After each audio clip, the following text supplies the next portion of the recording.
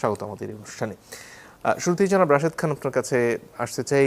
আপনাদের দলের নেতা নুরুল হক নূর আহত হওয়ার পর থেকে জাতীয় পার্টিকে ঘিরে যে অভিযোগগুলো হচ্ছে, এর আগের ঘটনাগুলো একটু আপনার কাছ থেকে শুনতে চাই। আসলে জাতীয় পার্টির সাথে সেদিনের যে সংঘাতটা ঘটলো, সেটা আসলে কিসের জন্য হলো? ধন্যবাদ সবাইকে। গণ অধিকার পরিষদের পক্ষ থেকে শুভেচ্ছা। দেখেন, যখন আওয়ামী লীগকে নিষিদ্ধ করা হয় তার আগ থেকে আমরা যেটি বলছিলাম, যারা আসলে গণহত্যা চালিয়েছে এবং যারা এই ফেসিবাদের দোসর, তাদের রাজনৈতিক কার্যক্রম বাংলাদেশে নিষিদ্ধ করতে হবে। তার প্রেক্ষিতে আওয়ামী লীগের সাংগঠনিক কার্যক্রম নিষিদ্ধ হয়েছে, কিন্তু জাতীয় পার্টি সহ 14 দল, তাদের সাংগঠনিক কার্যক্রম নিষিদ্ধ হয়নি। যে কারণে তখনই আমরা প্রধান উপদেষ্টা বরাবর একটি স্মারকলিপি দিয়েছিলাম এবং নির্বাচন কমিশনেও একটি স্মারকলিপি দিয়েছিলাম, কিন্তু এখনও পর্যন্ত সেটির কোনো ফয়সালা হয়নি। আমি প্রায় মাসখানেক আগে প্রধান নির্বাচন কমিশনারের সাথে বৈঠক করেছি, আমি নিজে, আমার সাথে আমাদের দলের আরও 2জন প্রতিনিধি ছিলেন। তখন প্রধান নির্বাচন কমিশনার আমাকে বললেন যে এইটা সরকারি সিদ্ধান্ত অথবা রাজনৈতিক সিদ্ধান্তের ব্যাপার, আমরা আসলে চাইলেও কোনো পদক্ষেপ নিতে পারছি না। এবং যেমনিভাবে আসলে আওয়ামী লীগের সাংগঠনিক কার্যক্রম নিষিদ্ধ হয়েছে, এরপরে আমরা তাদের নিবন্ধন স্থগিত করেছি। যদি সরকার জাতীয় পার্টি বা অন্য দলের সাংগঠনিক কার্যক্রম নিষিদ্ধ করে, তখন আমরা তাদের বিরুদ্ধে ব্যবস্থা নিতে পারবো, তার আগে পারবো না। এরপরে আমরা আমাদের দলের মিটিংয়ে আমরা সিদ্ধান্ত নিই যে তাহলে আমাদের সরকারের উপরে চাপ সৃষ্টি করা বা আমাদের যে রাজনৈতিক কর্মসূচি ছিল সেটা ধারাবাহিকভাবে চালিয়ে যেতে হবে। যার প্রেক্ষিতে গত 29 আগস্ট আমরা আমাদের দলের কার্যালয়ের সামনে থেকে একটি বিক্ষোভ মিছিল শুরু করি, যারা ফেসিবাদের দোসর এবং ফেসিবাদ, তাদের সাংগঠনিক কার্যক্রম নিষিদ্ধ করা, গণহত্যার বিচার, এই বিভিন্ন ইস্যুতে। যখন আমাদের মিছিলটি জাতীয় পার্টির কার্যালয় বললে ভুল হবে, তাদের কার্যালয় তো আরও ভিতরে, আমরা কাকরাইল যেতে, নাইটেঙ্গেল মোড় যেতে যে রাস্তা, পল্টন মোড় ঘুরে যাচ্ছি, তখন আমরা লক্ষ্য করি যে জাতীয় পার্টির কার্যালয়ের সামনে সেনাবাহিনী এবং পুলিশ পাহারা দিচ্ছে। তো খুব ভালো কথা, আমরা তো শান্তিপূর্ণ মিছিল করব, যেটা আমাদের রাজনৈতিক কর্মসূচি। ওইখানে যাওয়ার পরে হঠাৎ করে জাতীয় পার্টি এবং আওয়ামী লীগের নেতাকর্মীরা, আমার কাছে মনে হয়েছে এর মধ্যে আওয়ামী লীগ যুক্ত, তারা ইট পাটকেল নিক্ষেপ শুরু করে এবং এক ধরনের সংঘর্ষ তারা সৃষ্টি করে। তখন আমি এবং নুরুল হক নূর, যেহেতু আমাদের পরিকল্পনার মধ্যে ছিল না যে আমরা কোনো সংঘর্ষে জড়াবো, আমরা সিদ্ধান্ত নিই যে এটা অ্যাভয়েড করতে হবে। এরপরে আমরা মিছিল নিয়ে ঘুরে আমাদের অফিসের সামনে যাই। তো যেহেতু আমি সহ অনেকে আহত হয়, যে কারণে সিদ্ধান্ত নেওয়া হয় যে আমরা যদি চুপ থাকি সেটা আসলে কেমন দেখায়। রাজনীতিতে সাধারণত হামলা যখন হয়, এরপরে একটা প্রতিবাদ হয়, এবং আওয়ামী লীগের সময় কিন্তু আমরা প্রায় প্রতি সপ্তাহে মশাল মিছিল করেছি। বিভিন্ন যখন আমাদের যে উপর হামলা হয়েছে, বিভিন্নভাবে নানান হয়রানি হয়েছে, মামলা হয়েছে, তো আমরা একটি মশাল মিছিলের সিদ্ধান্ত নিই এবং এই মিছিলটি আবারও পল্টন ঘুরে যখন জাতীয় পার্টির কার্যালয়ের সামনে যাই, তখন একই ধরনের ঘটনা ঘটে। তখন আমরা এটাকে আবারও অ্যাভয়েড করার সিদ্ধান্ত নিই এবং আমরা আমাদের কার্যালয়ের সামনে আসি, আমি এবং নুরুল হক নূর, এবং আমরা মনে করি যে এই ঘটনা জাতির কাছে তুলে ধরা দরকার, যে কারণে আমরা একটি প্রেস ব্রিফিং করা শুরু করি। প্রেস ব্রিফিং চলছে, আমাদের মহানগরের দক্ষিণের সভাপতি নাজিম উদ্দিন তিনি কথা বলছেন, এরপরে কথা বলবো আমি, এরপরে নুরুল হক নূর বলে শেষ করবে। তো আমি যখন কথা বলা শুরু করব, তখন হঠাৎ করে সেনাবাহিনী ধেয়ে আসে, মানে জাতীয় পার্টির কার্যালয়ের সামনে থেকে প্রায় আধা কিলোমিটার দূরে আমাদের কার্যালয়ের সামনে আসে। এসে এই প্রেস ব্রিফিং চলছে, সেখানে অতর্কিত হামলা শুরু করে সেনাবাহিনী এবং এর সাথে যুক্ত হয় পুলিশ বাহিনী, তবে সামনে ছিল সেনাবাহিনীর কতিপয় সদস্য। আমরা ভাবছিলাম হয়তো আমাদের উপরে সিনিয়র নেতা আমাদের উপরে হয়তো ওই ধরনের আক্রমণ করবে না, বিশেষ করে নুরুল হক নূর, আমি বা যারা পরিচিত ফেস, কিন্তু দেখি যে না, তারা এসে এমন অ্যাগ্রেসিভ মুড, যারা পারছে তারা পিটাচ্ছে। তখন যে যার মতন এক ধরনের ছোটাছুটি শুরু হয় এবং নুরুল হক নূর পড়ে যাওয়ার পরেও আপনার নুরুল হক নূরের উপর একের পর এক আঘাত করে, এবং যারা নুরুল হক নূরকে রক্ষা করতে যায় তাদেরকে কাউকে বলা হয় জুলাই ভরে দেওয়া হবে, এবং নুরুল হক নূরকে রক্ষা করতে আসছো, নিজে তো বাঁচতে পারবি না, নানান ধরনের মন্তব্য করেছে এবং সবাইকে বেধড়ক পিটিয়েছে। কারা? সেনাবাহিনীর সদস্যরা। এবং এরপরে যেটি হয়েছে, আমাদের কার্যালয়ের মধ্যে ঢুকেছে, কার্যালয় পুরো তছনছ করা হয়েছে। বাথরুমের মধ্যে যারা অবস্থান নিয়েছিল তাদেরকে বাথরুমের দরজা ভেঙে আঘাত করা হয়েছে। নিচে যারা আসলে লিফটের কর্মী ছিল, সেনাবাহিনী লিফটের যারা আসলে কর্মী ছিল, আমি আজকে শুনলাম, বললো যে ভাই একজনকে মারতে মারতে তো অবস্থা খারাপ, সে এখন, মানে আজকে আমি শুনলাম যে আরেকজন লিফটম্যান, তাকে এখন বাড়িতে পাঠানো হয়েছে। মানে অতর্কিতভাবে যাকে পেয়েছে তাকে পিটিয়েছে। তো আমি খুব অবাক হয়ে গেলাম যে আওয়ামী লীগের সময়ে এইভাবে কখনো সেনাবাহিনী, পুলিশ বাহিনী, এমনকি ছাত্রলীগ, যুবলীগ এইভাবে আঘাত করে নাই। হ্যাঁ, আক্রমণ করেছে, কিন্তু এইভাবে আঘাত করবে সেটা আসলে আমাদের কল্পনার মধ্যে ছিল না। আমার কাছে এখানে অনেকগুলো তো ভিডিও আছে। আইএসপিআর থেকে একটা ব্যাখ্যা দেওয়া হচ্ছে, আপনারা সেটা প্রত্যাখ্যানও করেছেন। আইএসপিআর এর ব্যাখ্যার সাথে আসলে বাস্তবতার ফারাক কতটুকু? দেখেন, আইএসপির যে ব্যাখ্যা দিয়েছে এটা সম্পূর্ণভাবে মিথ্যাচার। তারা বলেছে যে আমরা মব সৃষ্টি করেছি। দেখেন, যখন বিভিন্ন ব্যক্তি মহল, আমি নাম বলছি না, কেউ দেশে কেউ বিদেশে যখন সেনাবাহিনীকে বিতর্কিত করার চেষ্টা করেছে, আমার মনে হয় সর্বপ্রথম আমি প্রতিবাদ করেছি, নুরুল হক নূর প্রতিবাদ করেছে।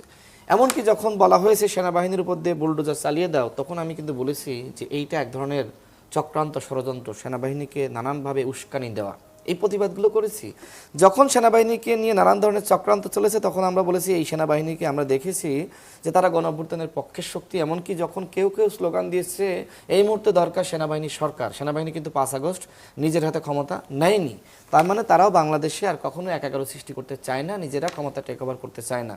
কিন্তু আমি যে দৃশ্যায়ন দেখেছি, একের পর এক হামলা, অতর্কিত হামলা, এরপরে আমার কাছে যেটি মনে হয়েছে যে সেনাবাহিনীর ওই কতিপয় সদস্য ছাত্রলীগ যুবলীগের যে ক্যাডার, তাদের থেকে বেশি অ্যাগ্রেসিভ ছিল। আমি গতকালও বক্তব্য দিয়েছি একটি প্রোগ্রামে, যেটা প্রথম আলোতে দেখলাম আজকে গুরুত্ব সহিত আসলে নিউজ করেছে, যে এই ঘটনায় আমরা আসলে পুরো সেনাবাহিনীকে দোষারোপ করছি না, কিন্তু সেনাবাহিনীর যে সকল সদস্যরা যারা এইভাবে অ্যাগ্রেসিভ হলো, নুরুল হক নূরের মতন একজন জনপ্রিয় গ্রহণযোগ্য নেতাকে রক্তাক্ত করলো, হাসপাতালে পাঠালো, আইসিইউতে পাঠালো, এখনও তো নুরুল হক নূর মুমূর্ষু অবস্থায়, আজকেও কিন্তু তার ব্লিডিং হয়েছে, তার নাক পুরোপুরি ফেটে গেছে, তাকে ওইখানে অপারেশন করতে হবে, দুইটা চোখের নিচে আঘাত করা হয়েছে, তার বুকের উপরে বুট দিয়ে পারানো হয়েছে। আপনি নিশ্চয়ই দেখেছেন একটা ভিডিওতে, একজন সেনাবাহিনীর সদস্য এইভাবে বুকে আঘাত করেছে, এরপরে কিন্তু সে পড়ে গিয়েছে। তো এইগুলো আমার কাছে মনে হয়েছে সেনাবাহিনীর মধ্যে, আমার কাছে মনে হয় যে যদি আমি টোটাল সেনাবাহিনীকে 4 ভাগে ভাগ করি, 3 ভাগ জনগণের পক্ষে, অভ্যুত্থানের পক্ষে ছিল, 1 ভাগ অভ্যুত্থানের পক্ষে ছিল না। সেই 1 ভাগের একটি অংশ ওই দিন ক্ষোভ, রাগের বহিঃপ্রকাশ ঘটিয়েছে নুরুল হক নূরকে আক্রমণ করার মাধ্যমে। এবং এই যে আমরা যারা শেষ করছি, আমরা যারা জুলাই গণ অভ্যুত্থানের শক্তি ছিলাম, দেখেন অনেকের উপরে কিন্তু অনেকের ক্ষোভ আছে, পুলিশের কারো ক্ষোভ আছে, সেনাবাহিনীর কারো ক্ষোভ আছে, বিজিবি কারো ক্ষোভ আছে, র্যাবের গোয়েন্দা সংস্থা বা আপনার ডিজিএফআই, অনেকের ক্ষোভ আছে। তো সেই ক্ষোভের বহিঃপ্রকাশ ঘটিয়েছে এবং একই সাথে ভয় দেখানো যে যারা বাড়াবাড়ি করবা, যারা ডিফাইন্ড আওয়ামী লীগের স্বপ্ন ভেস্তে দিয়েছো, এবং পরবর্তীতে জাতীয় পার্টিকে কেন্দ্র করে যে ধরনের আরেকটি পরিকল্পনা চলছে, এই পরিকল্পনাও তো আমাদের কারণে ভেস্তে যাচ্ছে। বা কারণ আমরা এই জিনিসটা জাতির সামনে এনেছি যে জাতীয় পার্টিকে আরেকটি বিরোধী দল বানানোর চক্রান্ত চলছে ভারতের পৃষ্ঠপোষকতায়। ওই ক্ষোভের জায়গা থেকে এই হামলাটা হয়েছে এবং অন্যদেরকে ভয় দেখানো, তোমরা বাড়াবাড়ি করলে, আমাদের প্ল্যান ভেস্তে দিলে তোমাদের অবস্থা হবে নুরুল হক নূরের মতো। জি, ধন্যবাদ। জনাব মাহমুদ, আপনার কাছে আসতে চাই, আসলে জাতীয় পার্টির কাঁধে ভর করে আওয়ামী লীগের ফিরে আসার যে অভিযোগটা জনাব রাশেদ খান করলেন বা এর আগে বিভিন্ন সময় করেছেন, এটাকে আপনার কতটুকু বাস্তবসম্মত মনে হয়? আসলে আওয়ামী লীগ কি সেই ধরনের একটা অবস্থায় আছে যে তারা জাতীয় পার্টি হোক বা অন্য কোনো দলে ভর করে আবার ফিরে আসতে পারবে? ধন্যবাদ মঞ্জুর ভাই আপনাকে, আপনার মাধ্যমে আমার সহ-আলোচক এবং দর্শক শ্রোতা যারা শুনছেন সবাইকে শুভেচ্ছা জানাচ্ছি। আমি মনে করি এটা খুব এমিনেন্ট। আপনি যেটা বলেছেন যে আসলে এটা সম্ভব কিনা, আমি মনে করি যে বর্তমানে যে কোনো একটা মাধ্যমের, মানে যখন একটা কিছু ডুবে যাচ্ছে পানিতে, যখন একটা মানুষ সাঁতার জানে না কিন্তু পানিতে ডুবে যাচ্ছে, সে কিন্তু যে কোনো কিছু একটা আঁকড়ে ধরে তখন নিজেকে রক্ষা করার চেষ্টা করবে। তো আওয়ামী লীগ তো অলরেডি ডুবে গেছে, এখন সে হাতড়াচ্ছে আসলে কাকে ধরে। আপনার হচ্ছে কোনো মতো তার যদি মুখটাও ভাসমান থাকে, যেন শ্বাস প্রশ্বাসটা নিতে পারে জীবিত থাকার জন্য। এখন সেটা করার জন্য একমাত্র আছে বাংলাদেশে কোনো দল যদি থেকে থাকে যার উপর ভর করে তারা এই কাজ করতে পারবে, সেটা হচ্ছে জাতীয় পার্টি। এবং আপনি জানেন জিএম কাদের সহ তাদের যে প্যানেলটা আছে, এটা কিন্তু সরাসরি আমরা বিশ্বাস করি দৃঢ়ভাবে যে তারা সবসময় আওয়ামী লীগের সাথে কন্টিনিউয়াস যোগাযোগ রাখছে এবং তাদের থেকে ইনস্ট্রাকশন নিয়েই কিন্তু তাদের বিভিন্ন রকম প্রচারণা বা প্রোগ্রাম করছে। সুতরাং আওয়ামী লীগ আসলে যে জাতীয় পার্টি যদি, অর্থাৎ দলগতভাবে রাজনৈতিকভাবে যদি তারা জীবিত থাকে বর্তমানে রাজনৈতিকভাবে, তাহলে অবশ্যই জাতীয় পার্টির ঘাড়ে ভর করে আওয়ামী লীগ আবার ফেরত আসবে। কারণ হচ্ছে তারা এখন তো তারা খুব ভালোভাবে বুঝে গিয়েছে যে সামনের নির্বাচনে আওয়ামী লীগ হিসেবে তাদের আসার কোনো সুযোগ নাই, কিন্তু তাদের এন্টিটিটাকে ইনটেক রাখার জন্য, তাদের জনবলটাকে কোনো না কোনোভাবে চাঙ্গা রাখার জন্য তারা জাতীয় পার্টিকে বেছে নিয়েছে। এবং আমি মনে করি এটা একটা ডিলের অংশ। যে কথাটা আমরা শুনেছিলাম যে এসএলএম গ্রুপ 2000 কোটি টাকা দিয়েছে ভারতের দিল্লিতে, সেই টাকাটা হয়তো বা ভারতের দিল্লিতে তো তারা ওইখানে মশাল মিছিল বা ওইখানে কোনো প্রোটেস্ট বা কোনো ধরনের অফিসিয়াল খরচের জন্য তারা করবে না।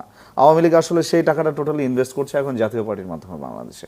কিছুটা অংশ জাতীয় পার্টির মাধ্যমে, কিছুটা অংশ বিভিন্ন অ্যাক্টিভিস্ট যেরকম গ্রুপগুলো থাকে সেগুলোকে উস্কে দিয়ে কিভাবে দেশকে অস্থিতিশীল করা যায় এবং তারা একটা অপরচুনিটি মোমেন্টে দেশে ধরেন এন্ট্রি অথবা তাদের নিজের দল হোক বা অন্য কারো উপর ভর করে হোক, যেমন আমরা জাতীয় পার্টির কথা বলছি, এটা অত্যন্ত এমিনেন্ট বলে আমি মনে করি। এখানে জাতীয় পার্টির মহাসচিব যেটা বলছেন যে তাদের দল তো কোনো ধরনের সন্ত্রাসী কর্মকাণ্ডে যুক্ত ছিল না, যেমনটা আওয়ামী লীগ ছিল জুলাইয়ের সময়টা জুড়ে, ফলে তাদেরকে আসলে সন্ত্রাস বিরোধী আইনে তাদের কার্যক্রম নিষিদ্ধ করার সুযোগ নেই। সেটার ব্যাপারে আপনি কি বলবেন? একটা হচ্ছে ফাংশনাল আর একটা হচ্ছে এথিক্যাল আমার কাছে।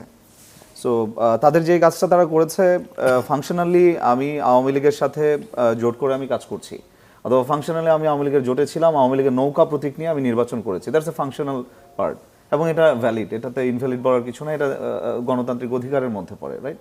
কিন্তু আমি যদি এথিক্যাল কথা বলি, এথিক্স আমার কি বলছে এখন, যেই 3টা নির্বাচন আমার ছিল অবৈধ, সেই 3টা নির্বাচনের আমি ছিলাম হচ্ছে বৈধ সঙ্গী তাদের জন্য, তাদের বৈধ সঙ্গী হিসেবে আমি অবৈধ নির্বাচনকে বৈধতা দেওয়ার চেষ্টা করেছি, তাহলে আমি একটা অবৈধ কাঠামোর কিন্তু আমি একটা পার্ট। সুতরাং আমি তো 15 বছর অলরেডি জুস খেয়ে এসে অবৈধ নির্বাচনকে বৈধ করে বিভিন্ন কার্যক্রম করেছি। সুতরাং আমি যেখানে অবৈধ মোড়কে ছিলাম সেখানে নতুন করে আমাকে বৈধভাবে প্রমাণ করার কোনো সুযোগ আছে বলে আমি মনে করি না। সুতরাং বিগত 15 বছরে আওয়ামী লীগের সঙ্গী হিসেবে জাতীয় পার্টি যেভাবে ইভেন নৌকা প্রতীক নিয়ে ইলেকশন করেছে, তাদেরকে আসলে এথিক্যালি আর রাজনৈতিক বর্তমান প্রেক্ষাপটে তাদেরকে রাজনীতিতে অংশগ্রহণ অথবা নির্বাচনে অংশগ্রহণ করতে দেয়া আসলে একটা সুইসাইডালের মতো একটা পড়বে। তো নীতিগত প্রশ্ন, আরেকটা হচ্ছে আইনগত প্রশ্ন। আইনগত প্রশ্নে কি আসলে জাতীয় পার্টিকে নিষিদ্ধ করার সুযোগ আছে?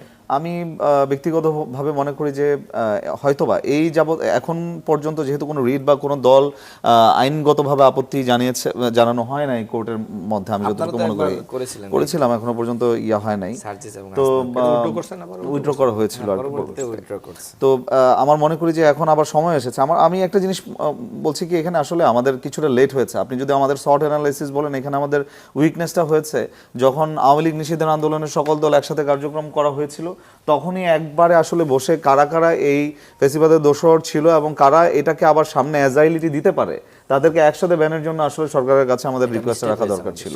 কিন্তু is better late than never.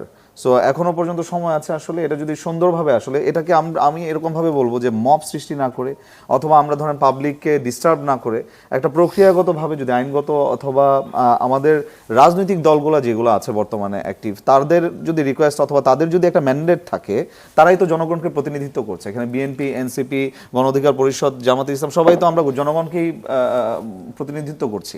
সবাই যদি একটা কমন ম্যান্ডেট নিয়ে বর্তমান ইন্টারিম গভর্নমেন্টকে এটা প্লেস করে তাদের সামনে, যে হচ্ছে জাতীয় পার্টি এই নির্বাচনে অংশগ্রহণ করতে পারবে না, তাদেরকে যেন আইনগতভাবে নিষিদ্ধ করা হয়, এটা is very well possible till now. ধন্যবাদ। জনাব মোশাররফ হোসেন, আপনার কাছে আসতে চাই। আজকে বিকেলে একটি সর্বদলীয় বৈঠক হয়েছে, যেখানে আওয়ামী লীগ, জাপা সহ 14 দলের বিচারের দাবি করেছে রাজনৈতিক দলগুলো। এই প্রক্রিয়ার মাধ্যমে আসলে কি 14 দলীয় জোটটাই পুরোপুরি রাজনীতি থেকে দূরে সরে যাওয়ার একটা প্রক্রিয়া শুরু হলো, এবং সেটা হলে আসলে যে দলগুলো সরাসরি হত্যার সাথে জড়িত ছিল না, তারাও কি আসলে আওয়ামী লীগের সমপরিমাণ শাস্তি ভোগ করতে চলেছে কিনা? ধন্যবাদ আপনাকে, ধন্যবাদ আমার দুই সহ-আলোচক। না, আসলে একটা জিনিস এখানে লক্ষ্য করেন, আমরা একটা জিনিস দেখতে পারি, ইন্টিরিয়াম গভর্নমেন্টের মধ্যে একটা দ্বিমুখী নীতি কিন্তু আছে। আপনি দেখেন 14 দল আপনি বলেছেন, 14 দলের মধ্যে ইতিমধ্যে কিন্তু আওয়ামী লীগ বলেন, তাদের অসংখ্য লোক জেলে আছে।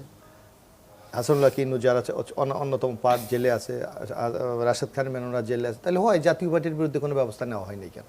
ঠিক, কেন নেওয়া হয়নি? বরং আমরা কোনো জাতীয় পার্টির বিষয়ে কোনো আমরা পদক্ষেপও দেখি না, বরং আমরা দেখি যে এটা জনশ্রুতি একটা কথা আছে যে এদের মধ্যে আবার ডিভাইডেড করা হয়েছে।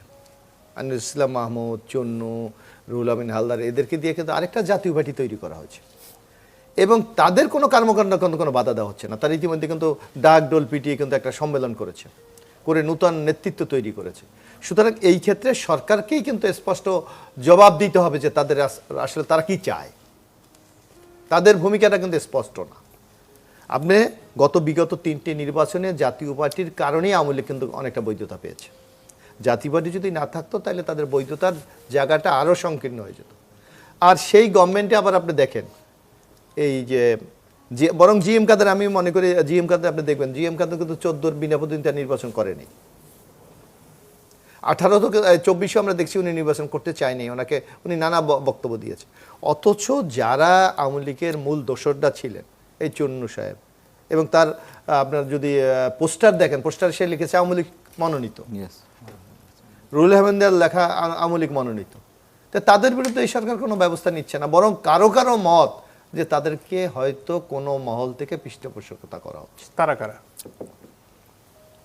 এখন এটা সরকার বলতে পারবে, কারণ সরকার তো তাদের বিরুদ্ধে কোনো অ্যাকশনে যাচ্ছে না। একটা অভিযোগ শুনলাম যে এর পেছনে ভারতের হাত রয়েছে, এটা ভারতের ফর্মুলা জাতীয় পার্টিকে বিরোধী দল হিসেবে ফিরিয়ে আনা এবং তার মাধ্যমে আওয়ামী না, লীগের ভারতের তো নানা কৌশল আওয়ামী লীগের বিষয় ছিল।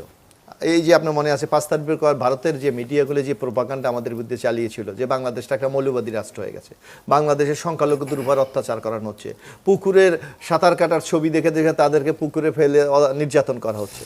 আপনি বিবিসি তো ঠিক এর কাউন্টার একটা নিউজ করে প্রমাণ করেছে যে না, এই ভারতীয় মিডিয়াগুলির প্রচারটা সম্পূর্ণ বানোয়াট, মিথ্যা, বাংলাদেশকে একটা মেলাইন করার জন্য এটাই পরিকল্পিত। সুতরাং ভারতের নানা ষড়যন্ত্র থাকবে, কিন্তু সরকারের পদক্ষেপটা কি আপনি সেটা তো আমাদের দৃশ্যমান হতে হবে। সরকারের পক্ষ থেকে আমি মনে করি এই যে আজকে এখানে তো রাশেদ খান আছে, যারা সরকারের ইন্টারিম গভর্নমেন্টের সাথে আলোচনা চায়, তাদেরকে জিজ্ঞেস করা উচিত কেন জাতীয় পার্টির বিরুদ্ধে ব্যবস্থা গ্রহণ করা হচ্ছে না, বরং কোন কোন মহলের মতামত যে তাদেরকে পৃষ্ঠপোষকতা দেওয়া হচ্ছে অনেক একটা গ্রুপকে। তো সুতরাং এই সকল বিষয়ে আমি মনে করি যে স্পষ্ট বক্তব্য সরকারের থাকা উচিত। এখানে আরেকটা ব্যাপারে নিন্দা হয়েছে, সেটা হচ্ছে জাতীয় পার্টির কার্যালয়ে হামলা, সেখানে আগুন দেয়া। সেটা কি আসলে এই যে পুরো ব্যাপারে জাতীয় পার্টির প্রতি এক ধরনের অনুকম্পা তৈরি করছে না? না, এটা তো আপনার হবে। আমি যেটা মনে করি যে আপনি 5 তারিখের পর রাজনৈতিক দলগুলি কিন্তু দায়িত্বশীল হওয়া উচিত, কারণ নানা ষড়যন্ত্র হচ্ছে। এই ষড়যন্ত্রে রাজনৈতিক দলগুলি দায়িত্বশীলতার পরিচয় না দিতে পারে, তা যদি কোনো বিপর্যয় ঘটে তার দায়িত্ব কিন্তু এই আমাদের সবাইকে বহন করতে হবে। যেমন এখন দেখেন আপনার এই যে ঢাকা শহরে আপনার দেখেন একটা গুজব কিন্তু ছড়িয়ে যাচ্ছে যে এই মনে হয় এমার্জেন্সি চলে আসছে, এই মনে হয় শাসন ব্যবস্থা পরিবর্তন হয়ে যাচ্ছে। তো এই সকল গুজব থেকে রক্ষা করার দায়িত্ব কিন্তু রাজনৈতিক শক্তিগুলি, কিন্তু সেই দায়িত্ব কি তারা পালন করছে কিনা এটাও কিন্তু প্রশ্ন দেখা দিচ্ছে, যার জন্য মানুষের মনের মধ্যে একটা শঙ্কা, আসলে কি বাংলাদেশে নির্বাচন হবে? তো সুতরাং এই সকল বিষয়ে রাজনৈতিক দলগুলির কিন্তু আপনার ঐক্যবদ্ধ একটা স্থান থাকা উচিত। প্রধান উপদেষ্টার সাথে গতকালকে বৈঠক হলো, আরো কতগুলো রাজনৈতিক দলের বৈঠক হবে, এতে করে কি ধোঁয়াশার খানিকটা কেটেছে? বিএনপিকে তো বেশ আশ্বস্তই মনে হলো গতকালকের বৈঠকের পরে। না, বিএনপি তো চাচ্ছে গণতন্ত্র উত্তরণের জন্য একটা নির্বাচনের বিকল্প নাই, বরং আপনি দেখবেন যে এই ঐক্যমত কমিশনে যে আলোচনাগুলি হচ্ছে, বিএনপি এখানে তো দুটো পার্ট, একটা হলো জুলাই ঘোষণা আর একটা হলো জুলাই সনদ। আপনি দেখেন বিএনপি কিন্তু ঘোষণার ব্যাপারে স্পষ্ট বলে দিয়েছে যে এইটার ব্যাপারে যে এই যে ভূমিকা নেওয়া দরকার বিএনপি নেবে, দরকার হলে কনস্টিটিউশন এটাকে সংযুক্ত করার জন্য যা দরকার তা করবে। আর ঘোষণার ব্যাপারে বিএনপি বলেছে কি, যে আমরা যেটা এখন বাস্তবায়ন করা সম্ভব সেটা আপনি অর্ডিন্যান্সের মাধ্যমে করা যেতে পারে, আর যেটা কনস্টিটিউশনে অ্যামেন্ডমেন্ট করতে হবে সেটা বিএনপি যদি আগামী দিনে যারা সংসদে যাবে সেখানে গিয়ে করবে। সুতরাং বিএনপির বক্তব্য কিন্তু অত্যন্ত স্পষ্ট, বিএনপি চায় গণতন্ত্র উত্তরণের জন্য নির্বাচনের কোনো বিকল্প নেই। ধন্যবাদ।